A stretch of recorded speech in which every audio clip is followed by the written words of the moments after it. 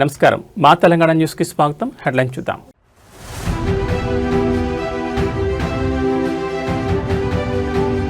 నారావారిపల్లికి చేరుకున్న చంద్రబాబు కుటుంబ సమేతంగా సంక్రాంతి వేడుకల్లో పాల్గొన్న సీఎం.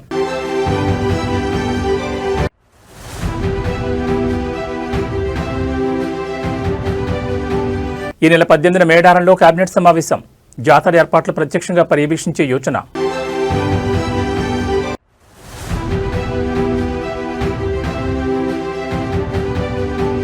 మరోసారి మా ఇల్లు ఆశ్రమంలో ఎన్ఐఏ అధికారుల సోదాలు. ₹1,00,000 నగదును, కొన్ని పేపర్లను సీజ్ చేసినట్లు సమాచారం.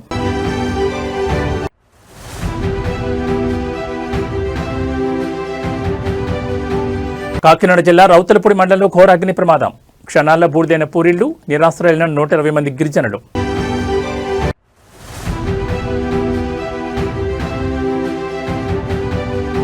సరిహద్దుల్లో తోకముడిస్తే ఊహించని దెబ్బ.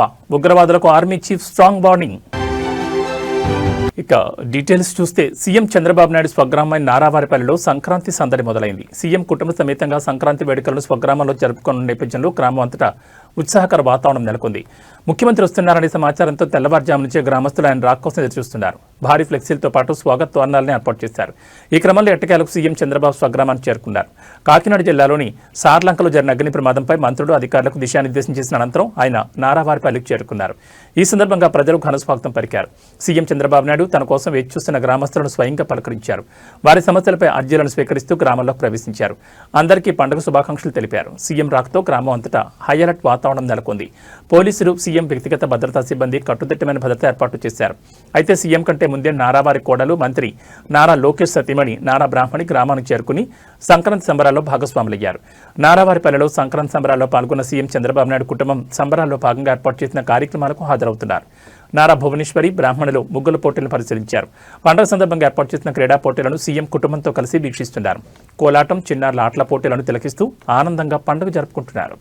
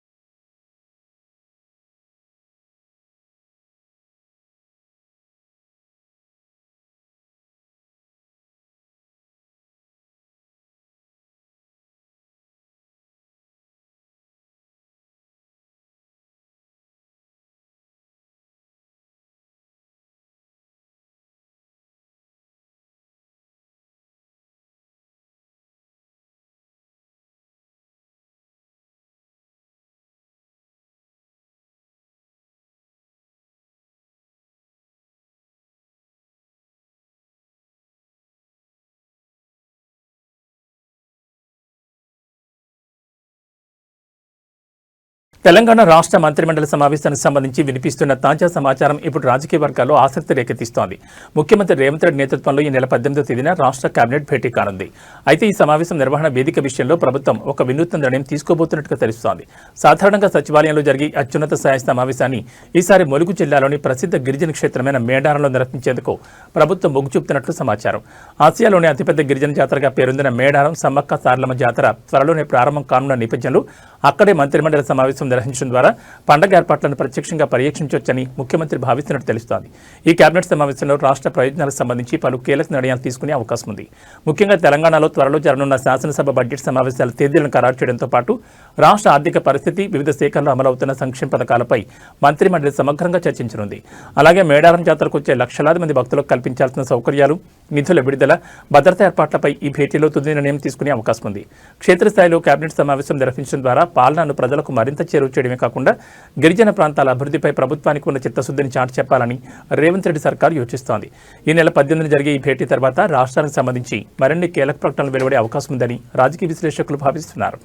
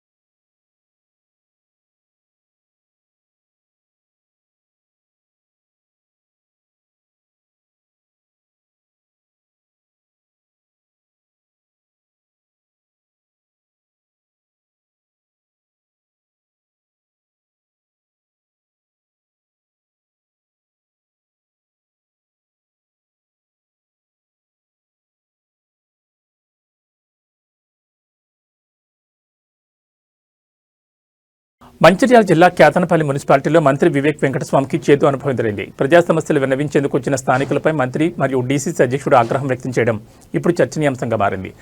ప్రభుత్వం అధికారంలోకి వచ్చి 2 ఏళ్లు గడుస్తున్నా తమ కాలనీలో కనీసం రోడ్లు కూడా వేయలేదని కేతనపల్లి మున్సిపాలిటీ ప్రజలు మంత్రిని అడ్డుకున్నారు. డ్రైనేజ్, త్రాగునీరు వంటి ప్రాథమిక సమస్యలు కూడా పరిష్కారానికి నోచుకోవడం లేదని స్థానికులు ఆవేదన వ్యక్తం చేశారు. సమస్యలను విన్నవించుకుంటున్న ప్రజలపై మంత్రి వివేక్ వెంకటస్వామి, జిల్లా కాంగ్రెస్ కమిటీ అధ్యక్షుడు రఘునాథ్ రెడ్డి తీవ్ర అసహనం వ్యక్తం చేశారు. తమను నిలదీస్తున్న స్థానికులతో ప్రభుత్వాన్ని అడుక్కోండి అంటూ మంత్రి వ్యాఖ్యానించడం గమనార్హం. సమస్యలు పరిష్కరించాలని కోరితే బాధ్యతాయుతమైన పదవిలో ఉన్నవారు ఇలా సమాధానం చెప్పడంపై జనం విస్మయం వ్యక్తం చేస్తున్నారు. ఓట్లు వేసి గెలిపించినందుకు కనీస సౌకర్యాలు కల్పించాల్సింది పోయి ఇలా అవమానకరంగా మాట్లాడడం సరికాదని మున్సిపాలిటీ ప్రజలు మండిపడుతున్నారు. ప్రజాప్రతినిధులు సమస్యలు వినకుండా ఇలా వ్యవహరించడంపై స్థానికంగా నిరసనలు వ్యక్తమవుతున్నాయి. 21వ వార్డులో మీరు వస్తారని ఈరోజు మీ మీటింగ్ అరేంజ్ చేసుకున్నాం, క్యాన్సిల్ అయింది. ఇప్పుడు మాకు కొన్ని సమస్యలు ఉన్నాయని మేము మొత్తం అరేంజ్మెంట్ చేసుకొని ఉన్నాం. మేము అందరం వచ్చాం. మా ఎందుకు క్యాన్సిల్ అయింది మాకు అర్థం కాదు. ఎందుకు మరి అటు పెట్టిరు కదా,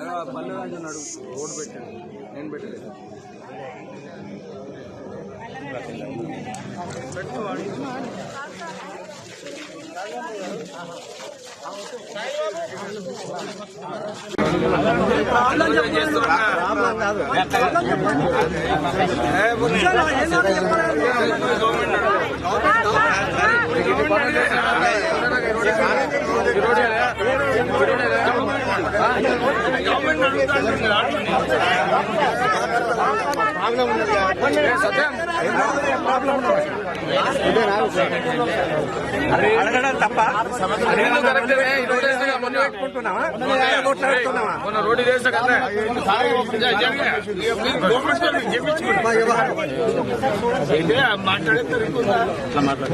నేను ఫస్ట్ రోడ్ ఏం లేదు.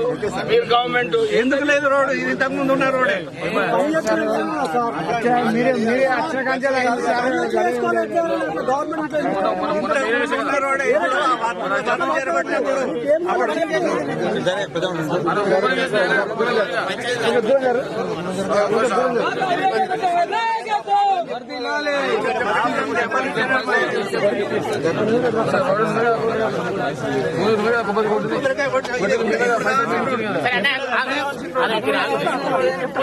చాలా రోజులకి ఇప్పుడు ఈ రోడ్డు కావాల్సింది ఎన్ని రోజులు? దాదాపు 10 సంవత్సరాలు మనం ఏం చేసి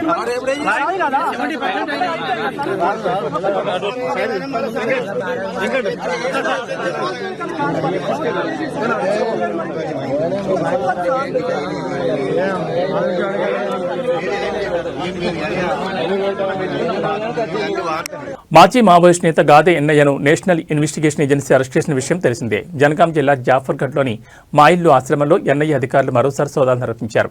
ఇప్పటికే అదుపులోకి తీసుకున్న గాదే ఎన్నయ్య ఆశ్రమాన్ని మరోసారి తనిఖీ చేశారు ఎన్ఐఏ అధికారులు. గాదే ఎన్నయ్య స్వగ్రామమైన సాగరంలో తనిఖీలు కొనసాగుతున్నాయి. ఏకకాలంలో ఆయన మా ఇల్లు ఆశ్రమంతో పాటు స్వగ్రామంలో నీ ఇంటిని క్షుణ్ణంగా తనిఖీలు చేపట్టారు. ఆశ్రమంలోకి ఎన్నయ్య ఇంటి పరిసర ప్రాంతాల్లోకి ఎవరిని అనుమతించిన అధికారులు ₹1,00,000 నగదును, కొన్ని పేపర్లను సీజ్ చేసినట్లు సమాచారం. పూర్తి వివరాలు ఇంకా తెలియాల్సి ఉంది.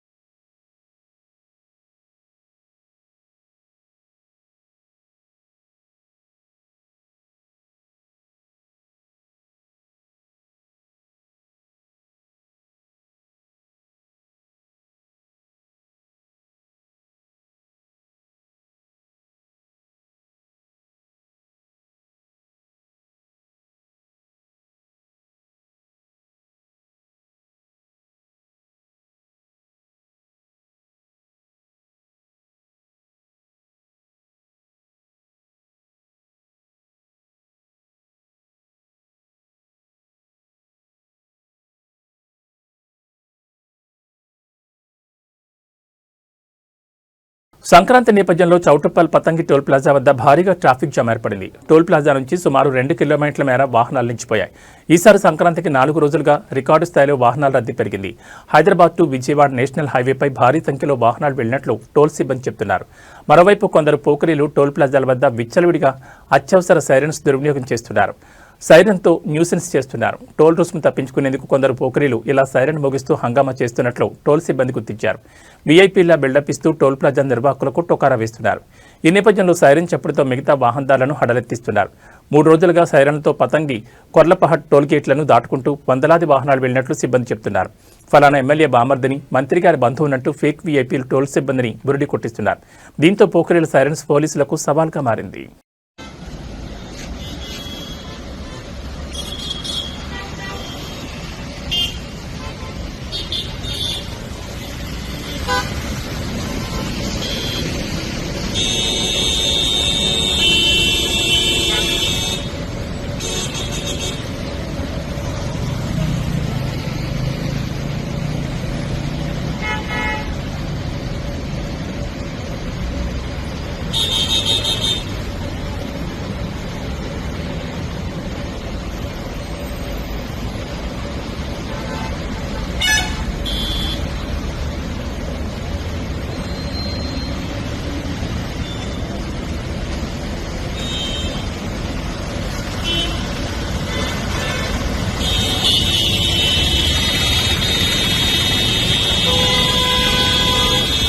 సంక్రాంతి పండగ వేళ పల్లెల్లో ఆనందం వెల్లివిరుస్తుంటే కాకినాడ జిల్లా మన్యం గ్రామం సార్లంకపల్లి మాత్రం కన్నీట్లో మునిగింది. పండగ సంబరాలతో కళకళ్లాడాల్సిన ఆ ఊరు ఒక్కసారిగా బూడిద కుప్పగా మారింది. సోమవారం చోటు చేసుకున్న ఘోర అగ్ని ప్రమాదంలో దాదాపు 40 కుటుంబాలు తమ ఇళ్లు, ఆస్తులను కోల్పోయి రోడ్డున పడ్డాయి. పండగ ఏర్పాట్ల కోసం గ్రామస్తులంతా తునిపట్టణానికి వెళ్లారు. సంక్రాంతి సరుకులు, నిత్యావసరాలు కొనుగోలు చేసి తిరిగి వచ్చేలోపై విధి వక్రీకరించింది. గ్రామంలో ఒక ఇంట్లో గ్యాస్ లీక్ కావడంతో మంటలు చెలరేగినట్లు పోలీసులు ప్రాథమికంగా అనుమానిస్తున్నారు. గాలిబాటం, ఇళ్ల మధ్య దూరం తక్కువగా ఉండడంతో మంటలు క్షణాల్లోనే పక్కపక్కనున్న ఇళ్లకు వ్యాపించాయి. గ్రామస్తులు సమాచారం అందించిన వెంటనే తుని నుంచి ఫైర్ ఇంజన్ బయలుదేరింది. అయితే గ్రామానికి చేరుకునే లోపే సుమారు 50 కిలోమీటర్ల దూరం ఉండడంతో విలువైన సమయం వృధా అయింది. అప్పటికే ఇళ్లన్నీ దగ్ధమైపోయాయి. ఇంట్లో ఉన్న బట్టలు, ధాన్యం, నగదు, పత్రాలు అన్ని మంటల్లో కాలిపోయాయి. కొందరు పండగ కోసం దాచుకున్న బంగారం కూడా బూడిదైంది. ఇళ్లు కోల్పోయిన కుటుంబాలు ఇప్పుడు తలదాచుకునే చోట్లేక ఆవేదన వ్యక్తం చేస్తున్నాయి. పండగ రోజు ఇలా జరగడంతో గ్రామమంతా విషాదచాలముకున్నాయి. బాధితులను ప్రభుత్వం ఆదుకోవాలని గ్రామస్తులు కోరుతున్నారు. అధికార యంత్రాంగం నష్టాన్ని అంచనా వేసి సహాయం అందిస్తామని హామీ ఇస్తోంది.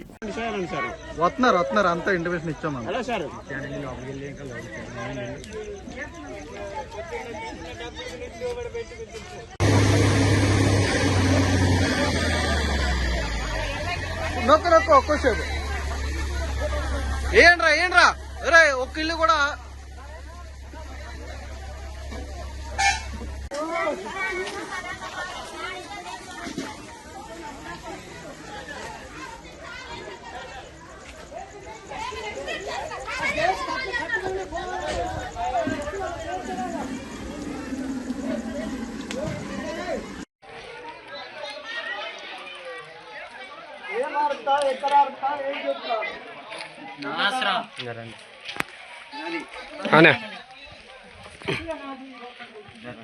గలిసిన కంచెలు ఏం లేవండి. అన్ని లోపల సార్ చూపించుతాము. అయిగా మొత్తం లేవండి. పడిపోతుంది లోపల దూరం కూడా ఇంకా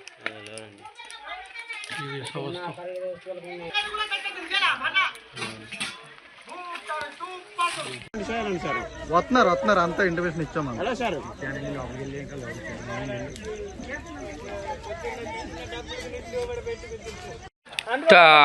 పిల్లలకి వండుకోవడానికి అని చెప్పేసి అలాగా వార్చారు. అయితే ఆ అన్నం అట్టి రీతిగానే ఉంది. మీరు చూడొచ్చు, వైఎన్సీ మీడియా ప్రత్యేక కథనాన్ని అందిస్తుంది.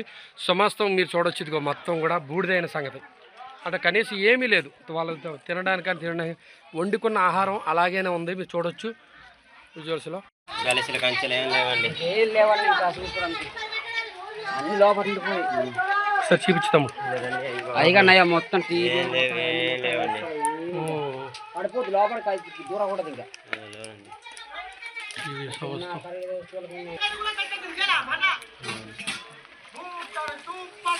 నల్గొండ పట్టణంలోని ప్రసాద్ ఉడిపి హోటల్ దారుణం జరిగింది. సాంబార్లో జెర్రీ కనిపించింది. పూర్తిగా తిన్న తర్వాత సాంబార్లో జెర్రీని గమనించిన ఓ వ్యక్తి హోటల్ సిబ్బందిని ప్రశ్నించగా పట్టించుకోకుండా నిర్లక్ష్యంగా సమాధానమిచ్చారు. భారీగా రేట్లు తీసుకోవడమే కాదని ప్రజల ప్రాణాలు లెక్కలోకి తీసుకోవాలని వినియోగదారులు ఆగ్రహం వ్యక్తం చేస్తున్నారు. ఈ తరహా ఘటనలు వరుసగా చోటు చేసుకోవడంతో ప్రజలు ఆందోళన వ్యక్తం చేస్తున్నారు. కాగా ఇటీవల విజయవాడ సూర్యారావుపేటలోని కాకినాడ సుబ్బయ్య హోటల్ భోజనంలో జెర్రీ రావడం కలకలం రేపిన సంగతి తెలిసిందే. ఫుడ్ అండ్ అడల్టేషన్ కేసు నమోదు చేసి హోటల్ను సీజ్ చేశారు. మరోవైపు తెలుగు రాష్ట్రాల్లో కొన్ని రెస్టారెంట్లు, హోటల్ నిర్వాహకాలు వెలుగులోకి వస్తున్నాయి. రోజుల తరబడి నిల్వ చేసిన పదార్థాలు, కుళిన ఆహారాన్ని నిబంధనలు అతిక్రమించి విక్రయిస్తున్నారు. అధికారుల తనిఖీల్లోనూ వాస్తవాలు బట్టబయలవుతున్నాయి.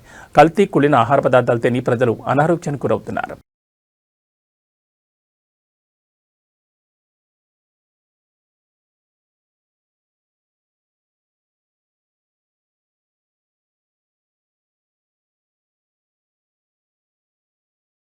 అనంతపురం శివార్లోని జాతీయ రహదారి సమీపంలో ఉన్న ఓ మద్యం దుకాణంలో అగ్ని ప్రమాదం చోటు చేసుకుంది. ఇవాళ తెల్లవారుజామున గుర్తు తెలియని దుండగులు వచ్చి మద్యం దుకాణానికి నిప్పిపెట్టినట్లు యజమాని నంబూరు వెంకటరమణ అనుమానం వ్యక్తం చేశారు. కాపలాదారులు లేని సమయం చూసి మద్యం దుకాణం ముందు ఉన్న ఆటోను తగలబెట్టినట్లు తెలిపారు.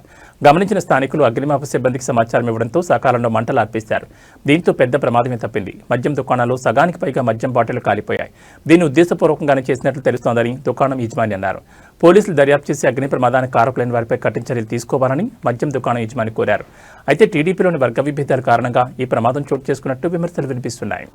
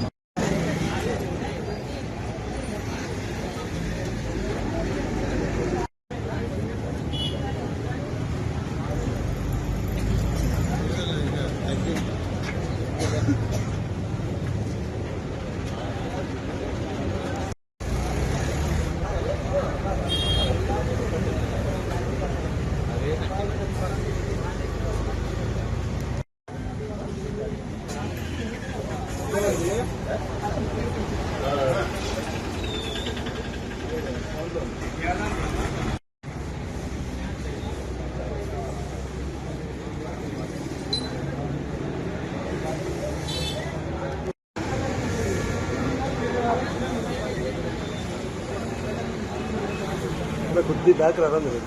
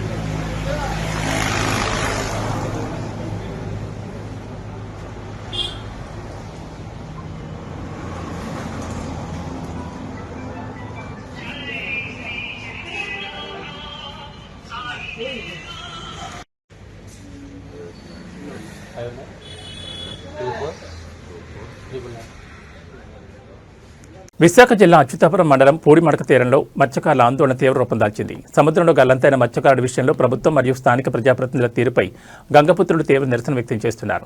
3 రోజుల క్రితం సత్తయ్య అనే మత్స్యకారుడు వేటకు వెళ్లి సముద్రంలో గల్లంతయ్యారు. గల్లంతైన వ్యక్తి కోసం ప్రభుత్వం కానీ యంత్రాంగం కానీ ఎటువంటి గాలింపు చర్యలు చేపట్టలేదని మత్స్యకారులు ఆరోపిస్తున్నారు. అధికారులు సాయం అందకపోవడంతో తోటి మత్స్యకారులే సుమారు 20 బోట్లలో సముద్రంలో గాలింపు చర్యలు చేపడుతున్నారు. స్థానిక ఎమ్మెల్యే సుందరపు విజయ్ కుమార్ కనీసం బాధితులను పరామర్శించలేదని, ఈ ఘటనను పట్టించుకోలేదని మత్స్యకారులు మండిపడుతున్నారు.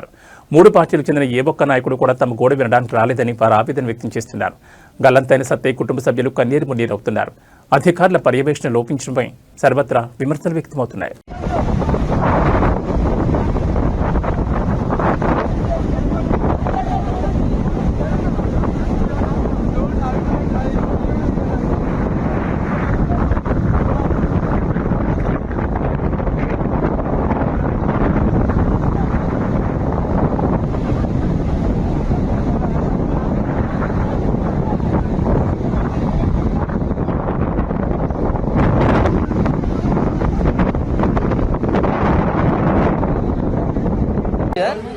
దగ్గరకు వచ్చి ఇప్పుడు పూడిమడక గ్రామమైన మా విలేజ్ లోనే 3 రోజులైంది. ఒక మనిషి గల్లంతైన విషయం ప్రతి ఒక్కరికి తెలిసిన విషయమే.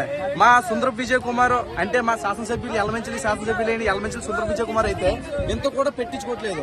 ఎంత కూడా పెట్టించుకోకపోవడం వల్ల మామే స్వయంగా దిగి 20 బోట్లు సముద్రంలో నాన్ స్టాప్ గా గాలింపు జరుగుతుంది. గాలింపు జరగడంలోనే ఒక్కరు కూడా ఏ మాత్రం ఆచూకీ కనిపించట్లేదు.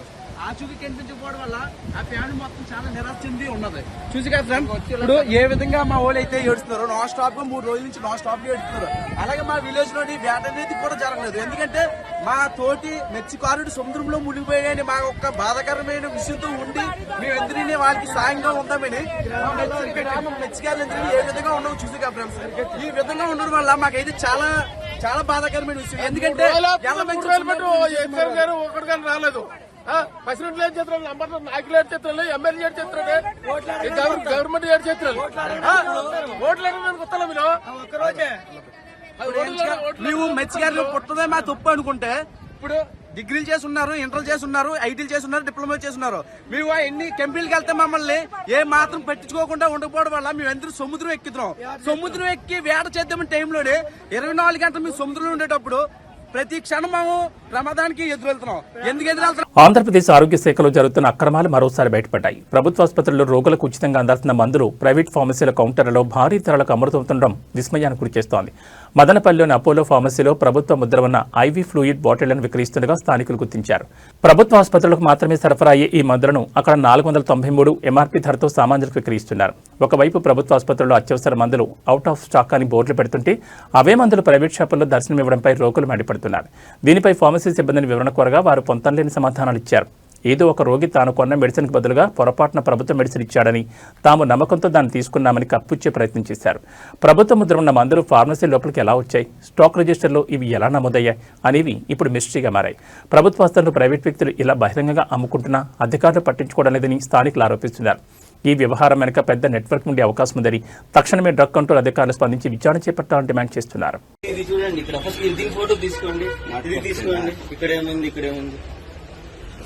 గవర్నమెంట్ మందులు అపోలో హాస్పిటల్ ఎలా వచ్చింది?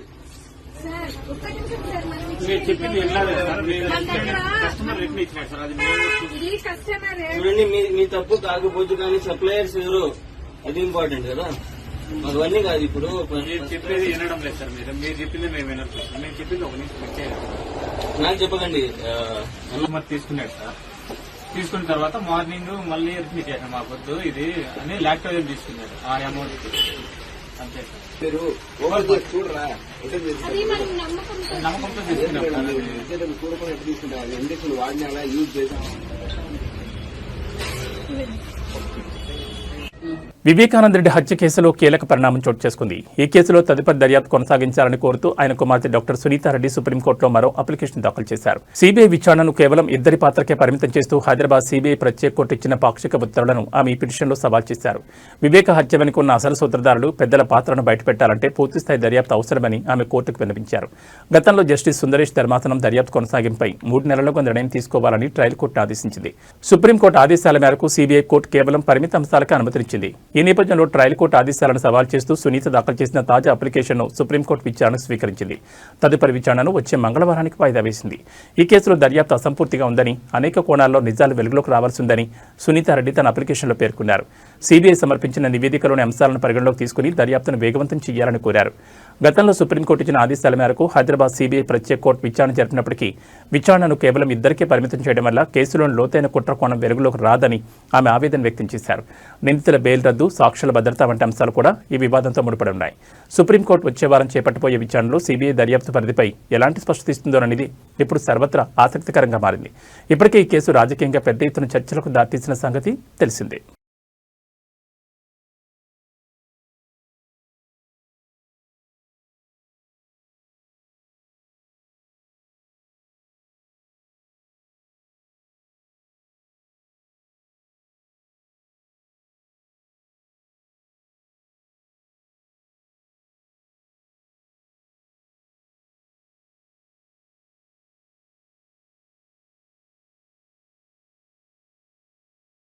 ఉత్తర భారతాన్ని చలిపులి వణికిస్తోంది. దేశ రాజధాని ఢిల్లీలో ఇవాళ ఈ సీజన్లోనే అత్యంత కనిష్టంగా 3 డిగ్రీల సెల్సియస్ ఉష్ణోగ్రత నమోదైంది.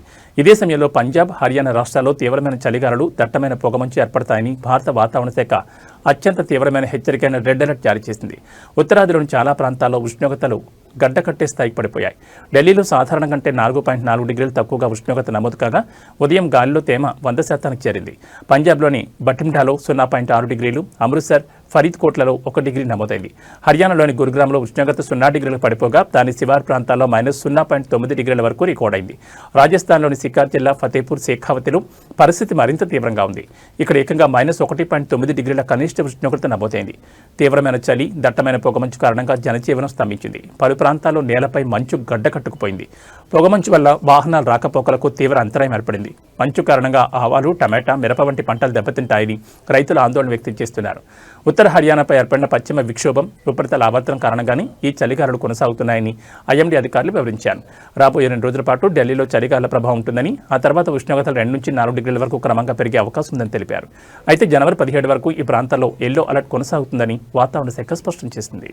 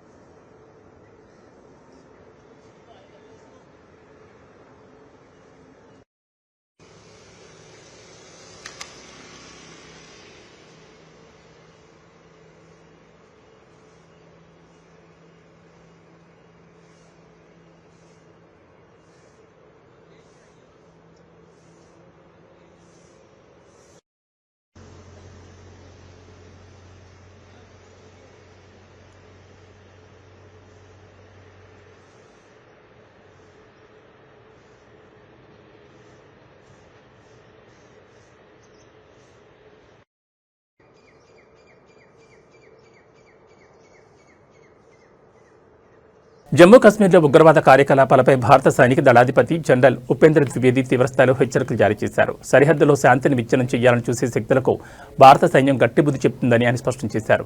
లోయలో భద్రతా పరిస్థితులు ప్రస్తుతం పూర్తిగా అదుపులోనే ఉన్నాయని, ప్రజలు భయాందోళన గురికావాల్సిన అవసరం లేదని ఆర్మీ చీఫ్ భరోసా ఇచ్చారు. భారత్పై దాడులకు తెగబడితే ఊహించని రీతిలో భారీ మూల్యం చెల్లించుకోవాల్సి ఉంటుందని ఉగ్రవాద సంస్థలను హెచ్చరించారు. భారత సైన్యం ఎటువంటి సవాళ్లనైనా ఎదుర్కోవడానికి సిద్ధంగా ఉందని పేర్కొన్నారు. జమ్మూ కాశ్మీర్లో ఉగ్రవాదుల ఏరివేత కోసం చేపట్టిన ఆపరేషన్ సింధూర్ ఇంకా కొనసాగుతోందని ఆయన వెల్లడించారు. कि जितनी खबर हमारे पास है तकरीबन 8 कैंप्स अभी भी हमारे ऐसे नॉलेज में हैं जो कि एक्टिव हैं. जिसमें से 2 तकरीबन आईबी के अपोजिट हैं और 6 एलसी के अपोजिट हैं। और इन कैंप्स में तकरीबन अभी भी हम समझते हैं कि किसी प्रकार की प्रेजेंस या ट्रेनिंग है, तो इसलिए हम उसके नज़र रखे हुए हैं, उसकी खबर कोशिश करते हैं हासिल करने की, और अगर कोई ऐसे दोबारा हरकत हुई तो हम ज़रूर उसको, जो हमारा इरादा है, हम उसको ज़रूर अंजाम देंगे। ఇవి బులెటిన్ విశేషాలు. మరో బులెటిన్లో మళ్ళీ కలుసుకుందాం. నమస్కారం.